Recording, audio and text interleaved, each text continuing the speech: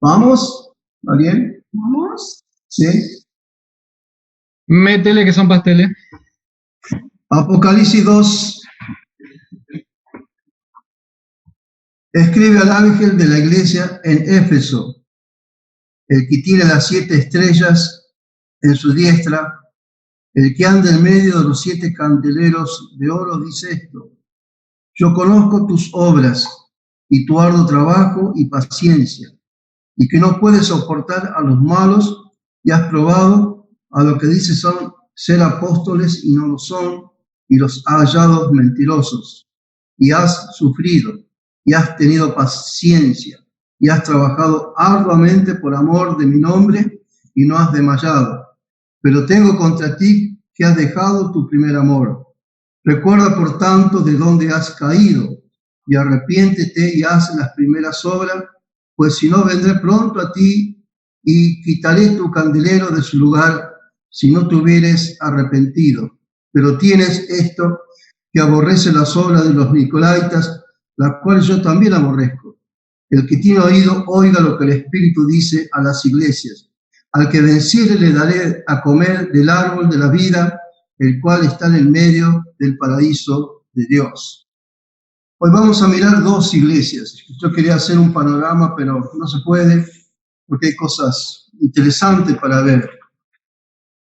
Ya dijimos que los 7 candeleros, 7 candelabros de oro, representan a la iglesia de Cristo, y eran, en este caso, 7 iglesias elegidas con un propósito definido, y donde Dios nos deja enseñanzas buenas, ricas lecciones, y es para todos nosotros.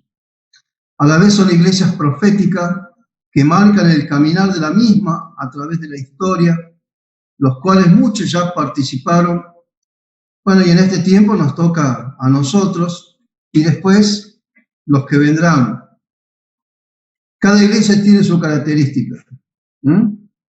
Tiene sus anhelos, su fe, sus fallas, tienen a veces sufrimiento, a veces errores, a veces cosas buenas, y el Señor se va a encargar de reprender, de callar, de lograr sus hechos según cada iglesia. ¿Cuál es el problema de la iglesia? No es el problema, sino la característica. ¿Cuál es la materia prima de la iglesia? Personas, humanos. Y los humanos somos muy complejos y somos todos distintos, y nos han llamado en un reino y reaccionamos de distintas maneras. La materia prima de iglesias son gentes.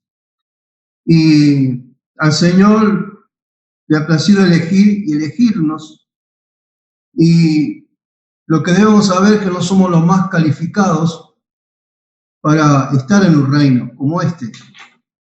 Ninguno de nosotros da garantía de que podamos hacer bien las cosas, pero sin embargo el Señor nos eligió.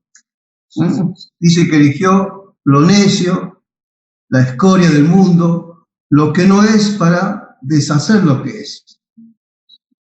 Y dice para que nadie se jacte en su presencia. O sea que nadie va a poder decir, mirá, Señor, llegué al cielo por mi cualidad, por mi capacidad. Es imposible. Ninguno de nosotros está preparado para ir al cielo. Ninguno de nosotros está preparado para hacer la obra de Dios. Pero hay una cosa que Dios nos eligió, ¿no? Nos eligió. Y esa es la diferencia de todo lo que pueda pensar el ser humano, de todo razonamiento. ¿Por qué lo hace Dios así? En el libro de Efesios, versículo 1, 12 y 14, en el capítulo 1, dice, para alabanza de su gloria. Estamos elegidos para alabanza de la gloria de Dios. ¿Por qué hace Dios esto? Bueno, para glorificarse Él, para que ninguno de nosotros nos glorifiquemos. Entonces, tenemos que estar contentos de pertenecer a la iglesia de Dios. Primera Corintios 1:29 dice, para que nadie se jacte en su presencia. Ya lo dijimos. Nadie se va a jactar en la presencia de Dios. No tenemos ninguna capacidad para ganar el cielo. No tenemos ninguna capacidad para arrepentirnos. No tenemos ninguna capacidad para acercarnos a Dios. Es el Espíritu Santo que hizo un milagro en nosotros y por eso conocemos a Dios. Es por el amor de Dios hacia nosotros, porque de tal manera amó Dios al mundo. El verso Juan 3:16, el 17 de Juan dice, porque no vino el Hijo del Hombre a condenar, sino a salvar. ¿Y por qué? No hacía falta que viniera a condenar, ya estábamos condenados de antes. Pero Él vino a salvarnos. Los médicos no tienen necesidad, los enfermos, mejor dicho, no tienen necesidad de médico. Eso lo saben ustedes. Muy bien. Miremos la iglesia de Éfeso. Significa ardiente. Éfeso significa ardiente o deseada. Símbolo del primer amor. No se sabe por qué se les decía ardiente. Quizás por el fervor de los creyentes o por el fervor de las multitudes que adoraban a su diosa especial, Artemisa. Ellos tenían una ferviente adoración por Artemisa. Quizás también puede ser por la belleza del lugar, o puede ser por su puerto, que era muy popular en la época, y porque era una provincia muy rica, muy comercial, y Éfeso tenía un centro cultural muy famoso en aquel tiempo. Éfeso era orgulloso de su arquitectura, conocido en el mundo antiguo, y era como ya dije, era un fuerte centro de adoración. La antigua divinidad griega de la casa y de la luz nocturna era Artemisa, una diosa selenita. Artemisa era adorada en Éfeso y en la zona por dos razones. Esto está en la mitología griega, ¿no? Es lo que dicen los griegos. Artemisa fue hija de Zeus y Leto, ¿no? Y Leto fue infiel a su mujer. Entonces la diosa madre Eras se enojó muchísimo con esta situación y tuvieron que huir porque si no la iban a destruir. Por lo tanto, esta pareja huyó a una isla de aquel tiempo y tuvieron mellizos de este matrimonio, y el varón se llamó Apolo y la mujer se llamó Artemisa. ¿Por qué explico esto? Artemisa, por el problema que tuvo su padre al ser infiel, le pidió al padre ser virgen para siempre.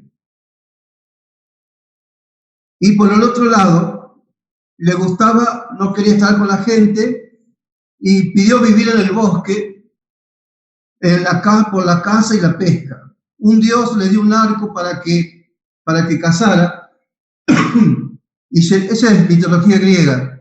Y se le apareció un día el dios Pan, y este dios, dice esta mitología, le regaló una jauría de perros. Entonces ella, con su arco famoso, magistral, mágico, cazaba, y con los perros le ayudaban a cazar.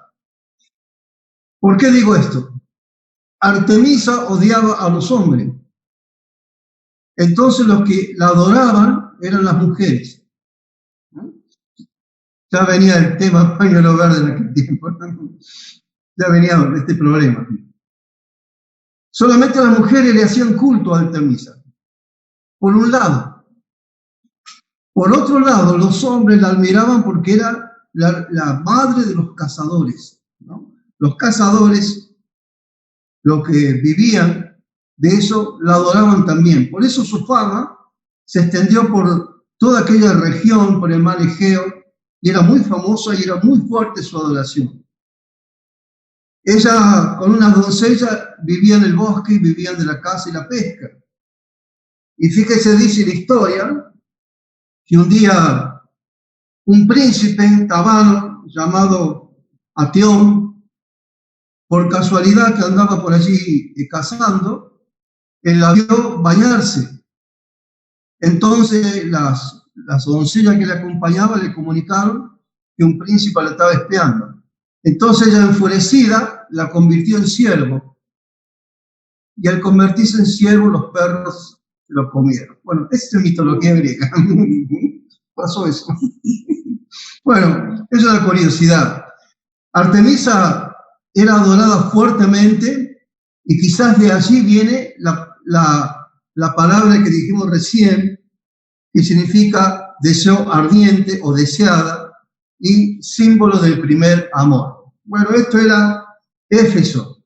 El apóstol Pablo, en el Hechos 18, de 18 al 21, fue el que llevó la palabra, y luego también Apolos, ¿no? Lo que están anotando es Hechos 18, del 18 al 21, y luego del 19, 1-20, del 1 al 20, y luego Apolos, Hechos 18, 24 y 26, y de allí surgió un grupo de creyentes que dicen que era muy ardiente en la iglesia. Se cree que cuando el apóstol Juan regresó de la isla de Patmos, vivió en este lugar. Y se cree también que María, cuando murió, fue sepultada en Éfeso, ¿no? María, la mamá de Jesús, cuando murió fue sepultada en ese lugar. Hoy Éfeso no existe, está en las ruinas, en un diámetro de 6 kilómetros cuadrados. Estaba viendo hoy, allí por internet, que es un lugar turístico donde la gente va a pasear y están todas las ruinas, sus teatros, sus casas, sus calles, no hay nada, ¿no? Simplemente algunos animales salvajes.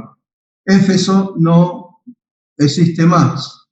Y quizás se cumplió la palabra del último versículo, que el Señor dijo que si no se arrepentía, iba a sacar el candelero de ese lugar. ¿Estamos allí? Les conté un poco lo que es Éfeso. A mí me gusta saber de ese lugar. Vamos a la palabra. Escribe el ángel de la iglesia en Éfeso, el que tiene las 7 estrellas en su diestra, el que anda en medio de los 7 candeleros de oro, dice esto. Se cree que el ángel es el pastor o el obispo o el anciano del lugar. No puede ser un ángel de Dios, porque un ángel no necesita carta. Un ángel está en el cielo y está en conocimiento de todo lo que Dios hace allí. Pero recuerde que la palabra ángel significa mensajero. Y el Señor mismo llamó ángel a Juan el Bautista en Malaquías 3:1. Y Mateo 11, 10, 11, el Señor habló de este enviado que fue Juan el Bautista. En Ageo 3:1, ahí la traducción alemana dice una versión bíblica, una Biblia, que allí significa ángel del Señor, cuando se hablaba de este mensajero que iba a presidir al Señor. No sé qué empezamos. Muy bien. 15 minutos, ya 15 minutos. Esta iglesia tiene muchos elogios. En el versículo 2 dice, yo conozco tus obras y tu arduo trabajo y paciencia. Vemos que el Señor tiene en mente las buenas obras. Seguramente había algunas malas, pero el Señor las pasa por alto. Recuerde que nuestros abogados y Él nos defiende y cubre nuestros errores. Y pasa por alto algunos errores, mientras no sean grandes. Y Dios, sabemos que tiene obra preparada de antemano. Una de las cosas que me maravilla a mí es saber que antes de la fundación del mundo, el Señor preparó obras para que nosotros las hagamos y la hizo antes de la fundación del mundo. Muy bien. Esto es maravilloso. El que tiene las 7 estrellas y los 7 candelabros ya lo vimos en Apocalipsis 1:20. Significan los ángeles y la iglesia ya lo comentaba. Entonces, el primero elogio es ese, ¿no? Que el Señor mira el trabajo y la paciencia.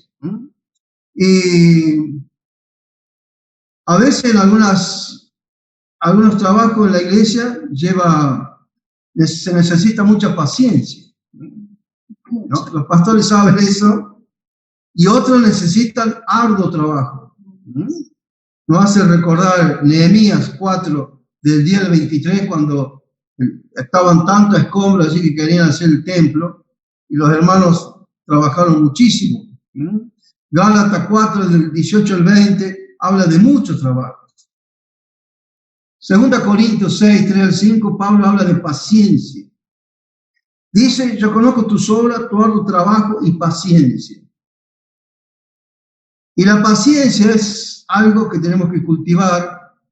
De lo contrario, no podemos trabajar en el reino de Dios. La paciencia figura en Gálatas como el cuarto fruto del Espíritu Santo. Y en segunda de Pedro, ¿se acuerdan que está en la escalerita? ¿Se acuerdan en segunda de Pedro? A vuestra fe agregarle virtud, el virtud conocimiento, el conocimiento poder, dominio propio. Después, en el quinto lugar está paciencia. Ahí les doy un tema para que predique la escalera de segunda de Pedro, a Ariel y los que están así.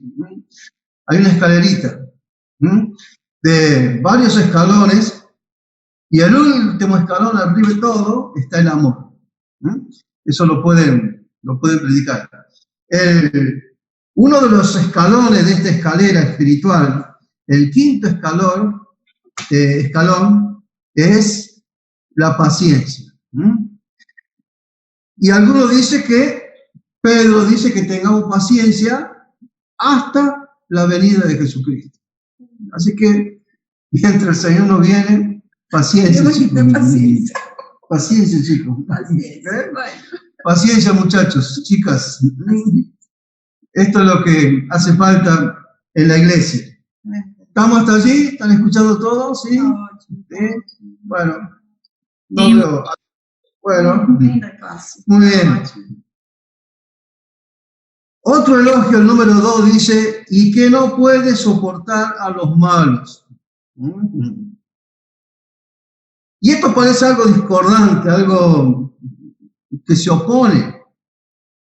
Por un lado dice, tenés paciencia, por otro lado dice, no soportás. Te felicito porque tenés paciencia y te felicito porque no soportás. ¿Cómo es eso? La paciencia es dentro de la iglesia. Perdón, al revés. La paciencia es lo que atacan a la iglesia. Tenemos que hacer trabajo con paciencia porque los de afuera los van a hostigar siempre. Siempre hay un problema, una dificultad. Pero adentro los malos no hay que soportarlos. Los que traen falsa doctrina, los que traen falsa conducta, los que no se comportan de acuerdo a la conducta de Cristo, eso no podemos soportar. Tampoco se apuren a echarlo de iglesia, nada por el estilo. En Filipenses, este versículo es intrigante, este versículo. Filipenses capítulo 3 dice algo importante. Versículo 2, Filipenses 3, 2. Guardado de los perros, guardado de los malos obreros, guardado de los mutiladores del cuerpo de Cristo. Del cuerpo de Cristo. Del cuerpo. ¿Quiénes son los malos obreros? ¿Quiénes son estos perros? Los perros cuando van a comer muerden algo y lo arrancan. Y los mutiladores del cuerpo son aquellos que provocan un problema en la iglesia y mutilan el cuerpo, es decir, que causan problemas y esa persona o esa familia no va más a la iglesia. Se va del cuerpo.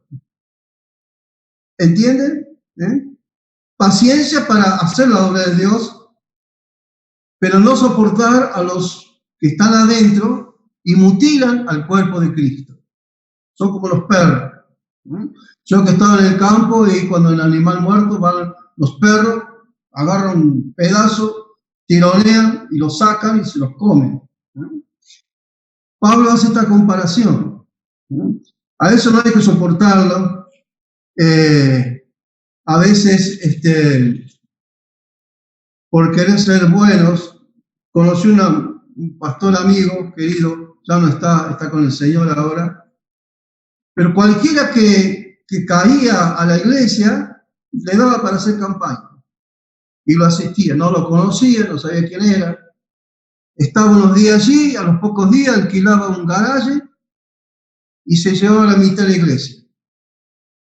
Después, como no tenía problemas, se iba y quedaban los creyentes a la deriva. Y los creyentes, por vergüenza, no volvían a la iglesia. Me pasó 3, 4 veces, digo, no reciba más esta gente. Esos paracaidistas que andan por ahí, caen en la iglesia y dicen, yo soy obrero, soy evangelista, soy... Bueno, deme su teléfono, ¿quién lo manda? ¿Quién es su autoridad? Deme su teléfono y vamos a averiguar quién es. ¿Me entiende lo que digo? No se puede dar a la iglesia a cualquiera que viene porque te va a causar problemas en la iglesia. Por eso, por un lado, dice, yo reconozco tu trabajo, tu obra, tu paciencia, pero por ahí no puedes soportar a los malos, los perros, los malos obreros. Pedro dice que somos libres, pero que no usemos esta libertad como ocasión de problemas. Primera de Juan 3:12 dice, ¿por qué Caín mató a Abel? Porque sus obras eran malas. Primera de Juan 3:12. Porque sus obras eran malas. Ese fue el motivo de que éste matara a su hermano. ¿No? ¿Estamos hasta ahí? ¿Sí? Sí. Elogio 3. Ay, Señor. Ya has probado los que se dicen ser apóstoles y no lo son, y los ha hallado mentirosos. Este tema es tan viejo como la historia misma de la iglesia. Los apóstoles. Años anteriores, yo decía, ¿cómo el diablo va a engañar a los creyentes? Porque ya se venía anunciando de algunos engañadores, nosotros predicamos de eso. ¿Cómo el diablo va a engañar a los creyentes que saben y se van de la iglesia? Hace unos años atrás comenzaron a aparecer apóstoles, apóstoles que se dicen apóstoles, pero que están causando grandes problemas en la iglesia. Grandes problemas. Muy bien. Dice, no le va a gustar este tema, ¿no? Pero hay que ver todo acá. Dice Pablo, allí en 2 Corintios 11, 2 Corintios 11,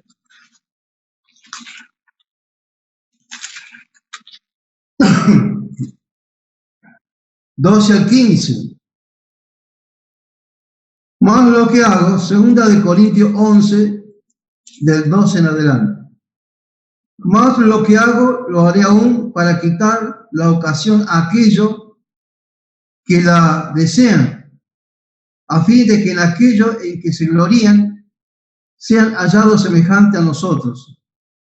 Porque estos son falsos apóstoles, obreros fraudulentos, que se disfrazan como apóstoles de Cristo. Y no es maravilla porque el mismo Satanás se disfraza como ángel de luz. Así que no es extraño también si también sus ministros se disfrazan como ministros de justicia, cuyo fin será conforme a sus obras. Vamos a arrancar esta base. Los famosos 5 ministerios, de los cuales muchos se aferran hoy, existieron siempre. ¿Estamos? Los apóstoles, evangelistas, profetas, maestros, pastores, maestros. Existieron siempre. Hace unos años atrás, no mucho, como me conocen aquí, que soy medio anti algunas cosas, me sentaron al lado de un apóstol que venía y le dije, mire, los apóstoles existieron siempre.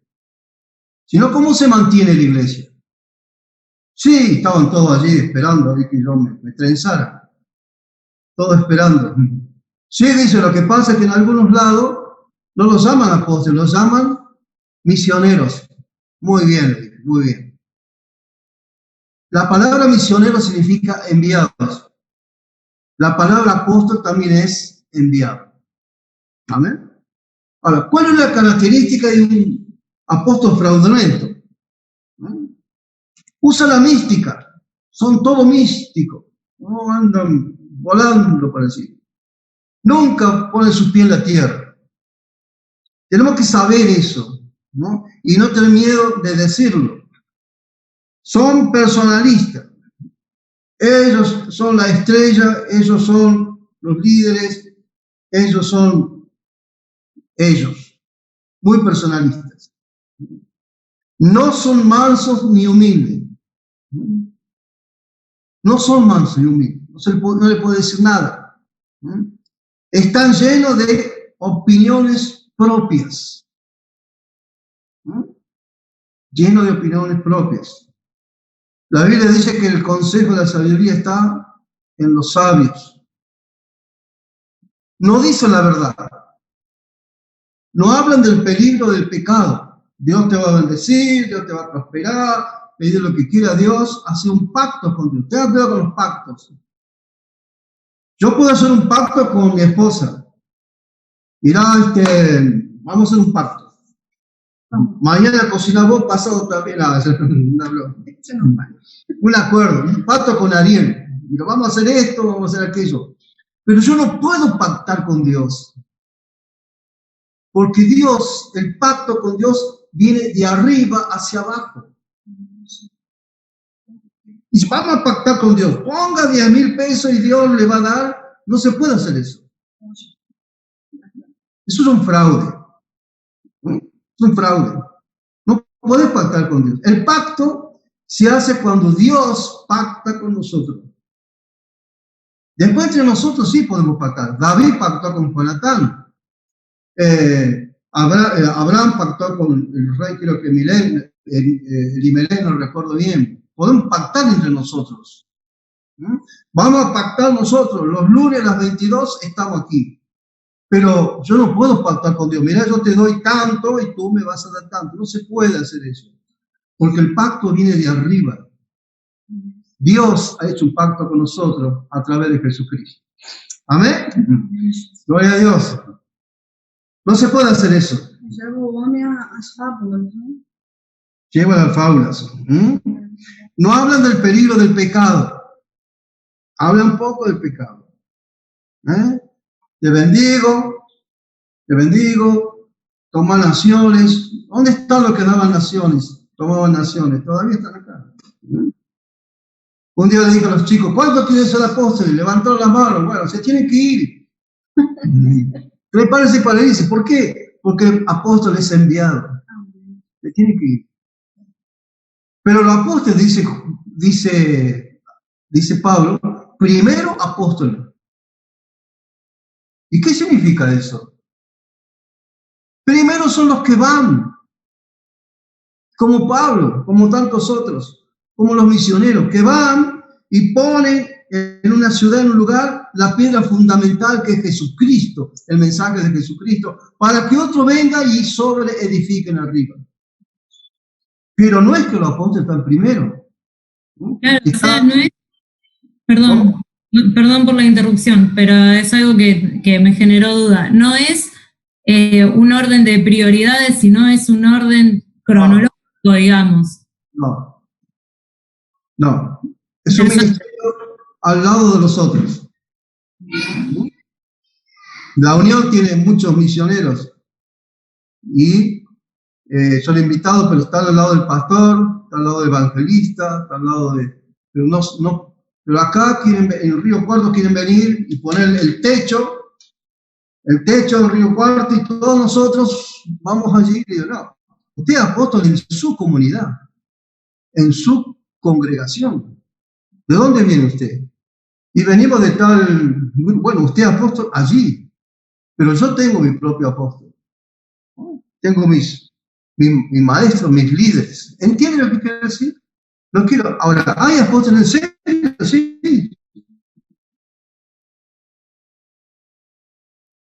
La iglesia, pero tengamos cuidado con eso. Muy bien.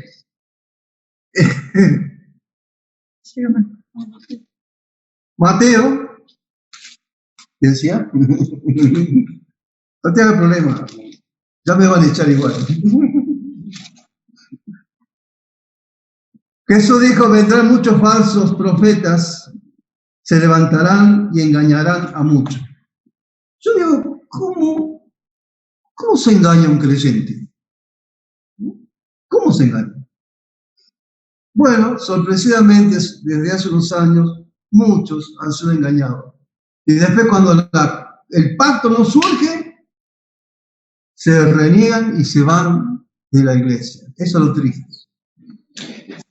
Agustín, pues, yo creo que Diego de acá de teatro. Vos haces una pregunta de cómo puede ser que se engañe un creyente.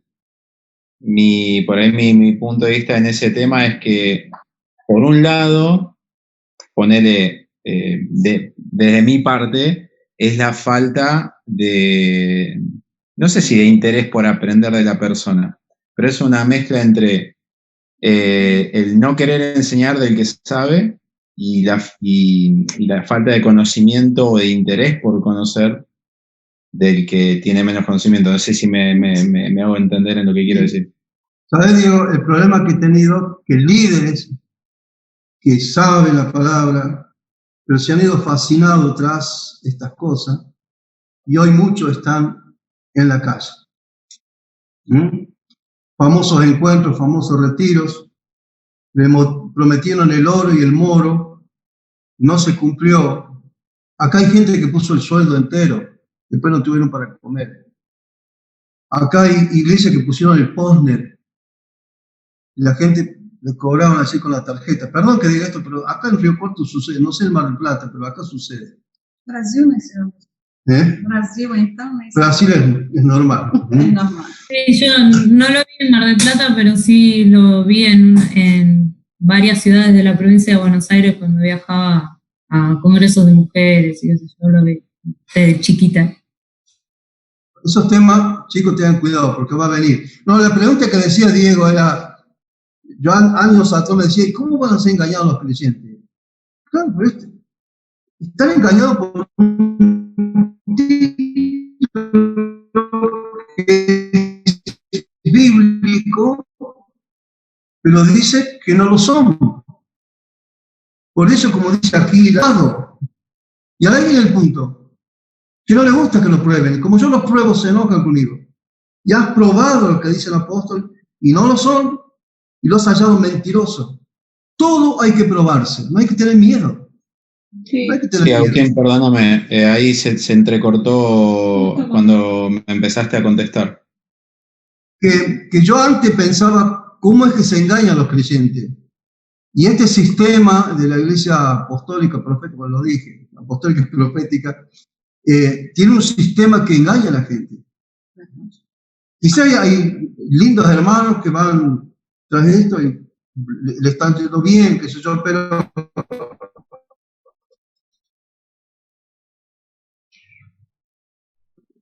se entrecorta, Agustín. Se entrecorta. Lo que estás diciendo se entrecorta. Los últimos 15 segundos no se entendió nada. Claro, que yo decía años atrás, ¿cómo es posible que se engañen a los creyentes? Este sistema apostólico.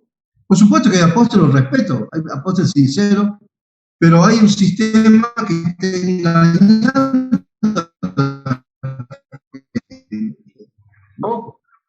Pero acá dice, has probado a los que dicen son apóstoles y no lo son. Hay que probarlo, ¿verdad? Un diácono tiene que ser probado, dice la Biblia. Un obrero tiene que ser probado. Lo que pasa es que por ahí, el pastor Chiche te está hablando, Agustín.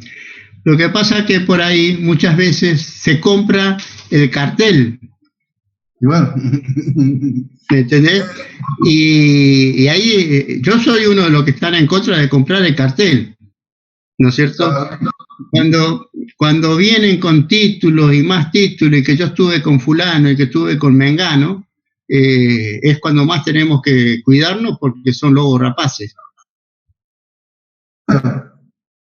Sí, me están diciendo que se corta cuando hablamos de este tema, sí, pero está escrito, así que después se lo voy a mandar y ahí el diablo no va a poder cortar nada.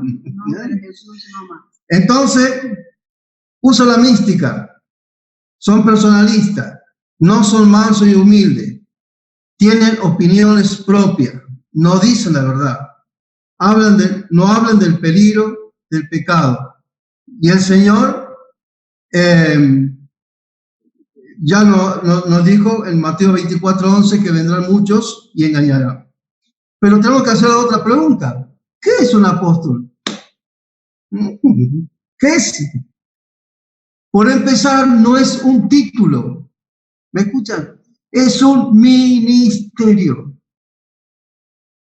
Conocí a algunos que estaban estudiando para ser apóstol. No es un título, es un ministerio de parte de Dios. Y yo he conocido muchos apóstoles que nunca dijeron que eran apóstoles, pero eran gente que me llamó a mí. Y yo digo, fue un alocado, lindo creyente, Daconte, que ya está con el Señor. Era un alocado, pero donde iba, dejaba una iglesia, levantó más de 100 iglesias. Donde él iba, fue a Belville ahí, se encontró con un alemán, oye, ese alemán es pastor, cuando era ateo este hombre. Entonces, no es un título. ¿No? Es como si yo compro por internet un curso de médico. Y no soy médico, bueno, lo hay también. Pero no es un título, es un ministerio. Y está al lado de los evangelistas, profetas, maestros. Pablo dice primeramente apóstoles ahí en 1 Corintios 3:10. ¿Por qué primero? Porque son los primeros que van. En el Antiguo Testamento estaban, no sé si me voy a acordar, los meraritas, los coatitas y los gersonitas. ¿Quién eran ellos? De la tribu de Leví, que transportaban el templo. Y primero iban uno y ponían las bases. Y después venían los otros y armaban la tienda. Y después venían otros y acomodaban todos los utensilios dentro del templo. Y ese es el ministerio. Los apóstoles son los que plantan un lugar. Después vienen los pastores que arman toda la iglesia con su ministerio. Y después vienen los maestros que ponen todos los detalles que está ahí adentro. Más o menos parecido es este. Muy bien. Una vez gané un chico para el Señor y me lo agarraron y al año me quería convencer de los 5 ministerios. Mirá, le digo, yo lo vi en Génesis, lo vi en el tabernáculo, lo vi en los Salmos, lo vi en Isaías, en los Evangelios y sobre todo en Efesios 4. Ya lo conozco eso. Pero no quería, bueno. Es otra historia. Hoy este chico está fuera de la iglesia con unos problemas tremendos porque le enseñaron mal. Fueron engañados. Se fueron, como dice Pablo, alucinados. ¿No? Como decía Ariel el miércoles, ¿no? ¿Quién os fascinó? ¿Cómo que decía Ariel? Estoy maravillado. Estoy maravillado. Estoy maravillado, sí, sí, sí. Gálatas 1, Gálatas 1:6. Gálatas 1:6. Tan pronto se apartaron del Evangelio. Exactamente, yo lo escuché el miércoles. Muy lindo. Cuarto elogio. Has sufrido, dice el verso 3. Has tenido paciencia y has trabajado arduamente por amor de mi nombre y no has desmayado. Vuelve a repetir lo bueno y agrega una palabra, sufrimiento. Y de antemano ya señala la Biblia el sufrimiento de Cristo. Todo es sufrimiento. Todo es trabajo en el ministerio. Allá en Mar del Plata, hace muchos años, había un hermano muy querido que está con el Señor ahora, Lino Villanueva. Hizo una campaña.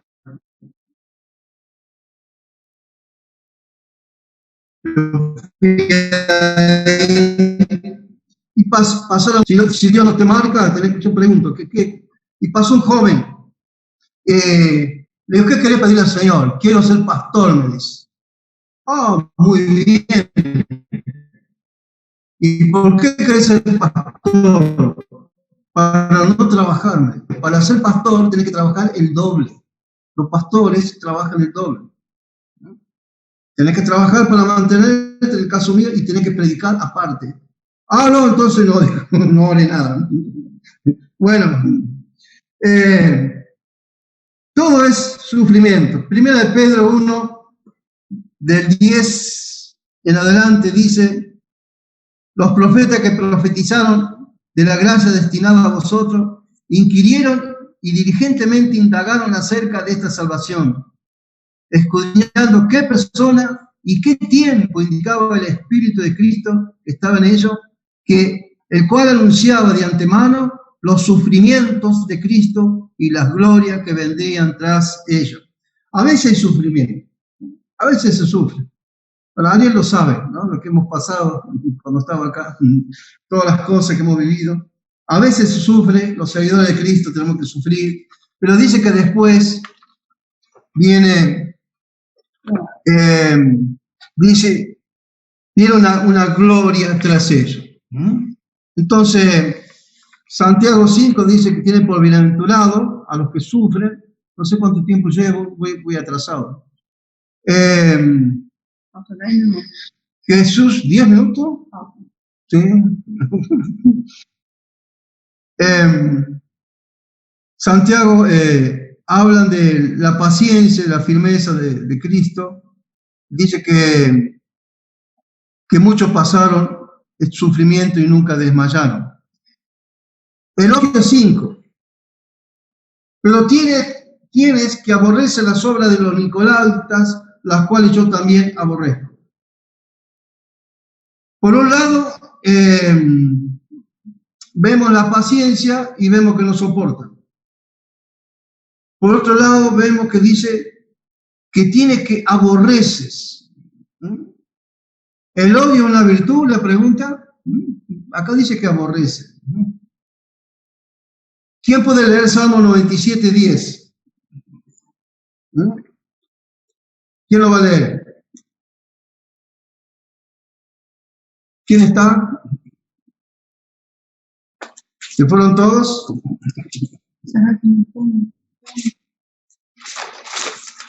Ahí voy. 97:10. 97:10. Dale. Los que amáis a Jehová, aborreced el mal. El que guarda las almas de sus santos, de mano de los impíos los libre. O sea que acá se entrelaza el amor y el odio, el aborrecer. Los que amáis a Jehová, ¿qué dice? Aborrecer el mal. Podés amar una cosa y aborrecer por el otro otra cosa. Salmo 52, 2 y 3.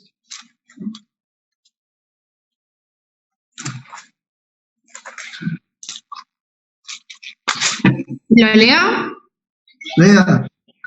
Todo el día conspiras destrucción. Tu lengua es cortante como una navaja afilada.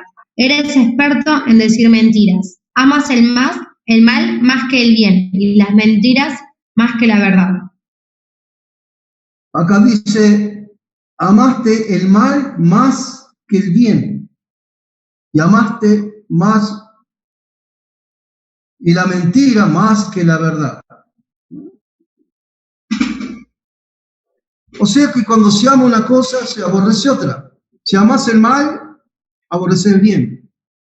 Y si amas el bien, aborreces el mal. ¿Estamos hasta allí? Y dice acá el Señor que aborrece las obras de los Nicolaitas. Después, más adelante, vamos a mirar extensamente a los Nicolaitas. Jesús dice, bueno, aprobaba esto que aborrecían a esta gente los Nicolaitas. Pero hay un problema, el versículo 4 y 5 dice, pero tengo contra ti que ha dejado su primer amor. ¿Cuánto se ha escrito de este pasaje? ¿Cuánto se ha predicado? Yo he escuchado tantos sermones en mi vida, hemos leído tantos libros, la pérdida del primer amor. ¿Qué pasó? Tanto esfuerzo, tanto paciencia, tanto elogio. Y esto es como una puñalada a la iglesia. Después de todo, el Señor dice, a veces en el fragor de las luchas y los contratiempos se pierde el primer amor. El famoso cuadro de Marta y María, que una estaba allí escuchando al Señor, la otra estaba ocupada en su servicio. Las dos estaban haciendo cosas buenas. Marta se ocupaba en servir. Me imagino que iba Jesús con sus discípulos, así que van, imagínense que cae en su casa 13 grandulones, ahí se sientan, hombres, y hay que servirlos. Y Marta estaba preocupada, porque servir a 13 hombres no es fácil, y la otra estaba embelesada escuchando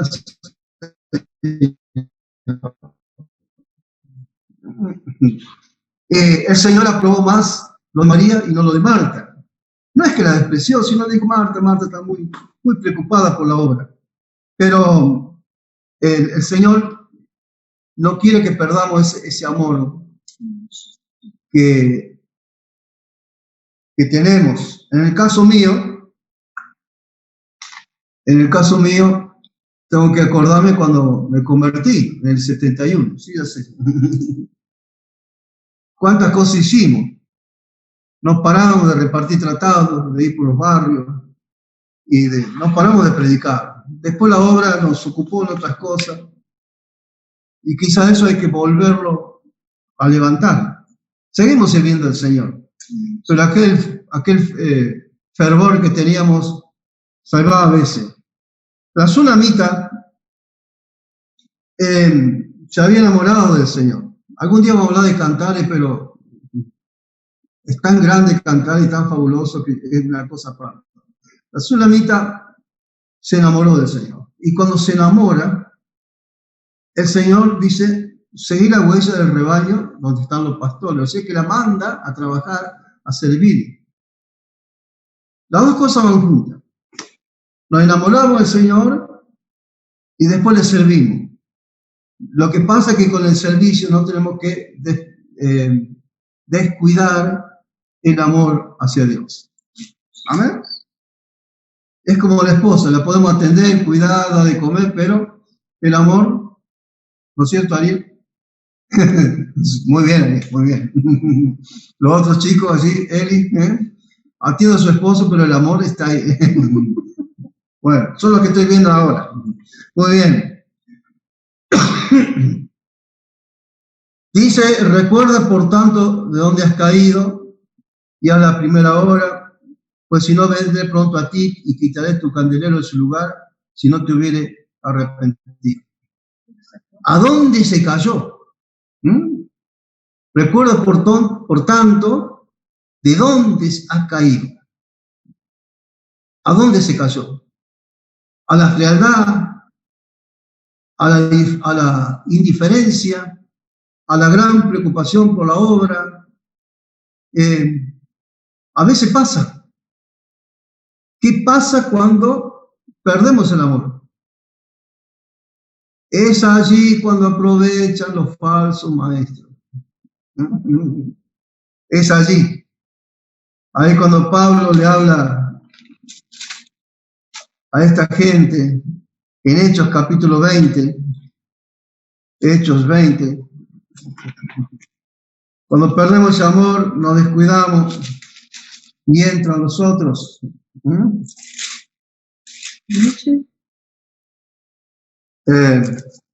20,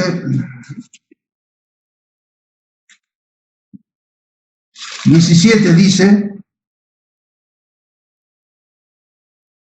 enviando pues desde Mileto a Éfeso, hizo llamar a los ancianos de la iglesia. Pablo, Hechos 20, 17. 29. Yo sé que después de mi partida entrará en medio de vosotros lobos rapaces que no perdonarán al rebaño. Y de vosotros mismos se levantarán hombres que hablen cosas perversas para arrastrar tras sí a los discípulos. Por tanto, verá, acordándoos que por 3 años, de noche y de día, no he cesado de amonestar con lágrimas a cada uno. Esta iglesia fervorosa pierde el primer amor, y Pablo dice: por 3 años yo les prediqué. Pero cuando yo me vaya, algunos de ustedes llevarán gente tras sí, tras ellos. Dice la palabra de Dios. Van a hablar cosas perversas a los discípulos. Cuando se pierde el primer amor, pasan estas cosas.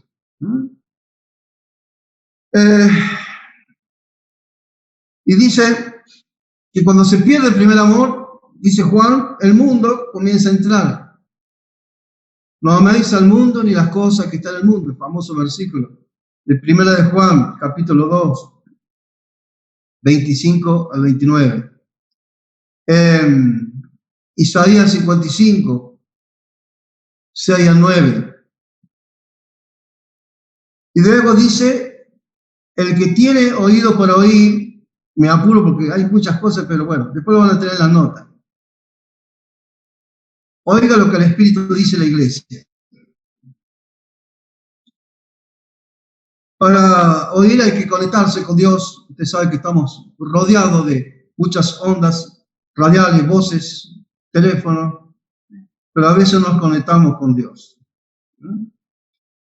Santiago dice que no seamos sordos para oír el famoso pasaje de Santiago, que en estos días estaba viendo.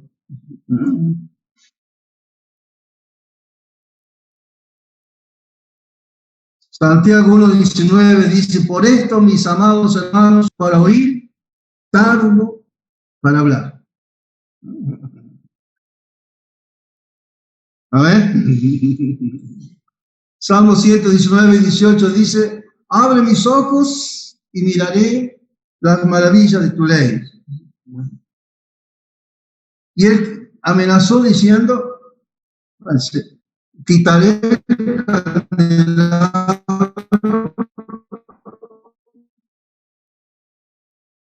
del medio de ustedes. Al que decir le daré de comer del árbol de la vida. A través de la historia siempre hubo vencedores y vencidos, vencidos y vencedores. Pero en este caso el premio es el árbol de la vida, los cuales ya lo tenemos nosotros, que es el Señor Jesucristo.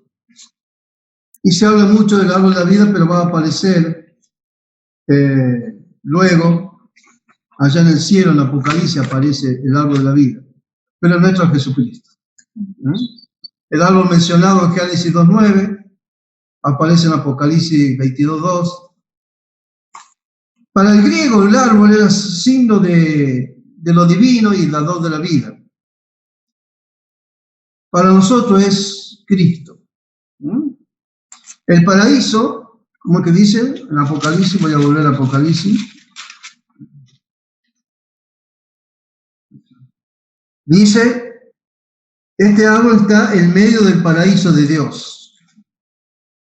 El paraíso es emblema de felicidad, de goces, y todo eso lo tenemos en la iglesia de Cristo, a través de Jesucristo, y el Señor promete en Hebreos que hay un reposo mayor para nosotros en la iglesia de Cristo. Periodo profético. Yo lo tengo anotado en cada iglesia, si quieren anotarlo, pueden rayar su Biblia, es un libro. Abarca del año 33 al 64. Es el periodo profético de Efesios. En ese tiempo se llevó el evangelio fuera de Israel. En ese tiempo se predicó al mundo conocido alrededor del mar grande, mar Mediterráneo. Perdón, Agustín. La fecha no la alcancé a anotar. Periodo profético. Del 33 al 64 antes de Cristo. Del 33 al 64. Gracias. Fue el periodo de los apóstoles primitivos, el evangelismo de Pablo, y en el tiempo en que los esclavos abrazaron el evangelio, y se cree que ya para el año 55 había unos 500.000 creyentes, la mayoría esclavos, alrededor del mar Mediterráneo. En esa época se escribió la mayoría del Nuevo Testamento, menos el Apocalipsis, que se escribió en el año 99, 100, y menos Lucas, que no me acuerdo la fecha, pero se escribió en el año 68, creo. Pero la mayoría de las cartas paulinas se escribieron en ese tiempo. Es el primer periodo profético, del año 33 al 64, antes que viniera la primera persecución.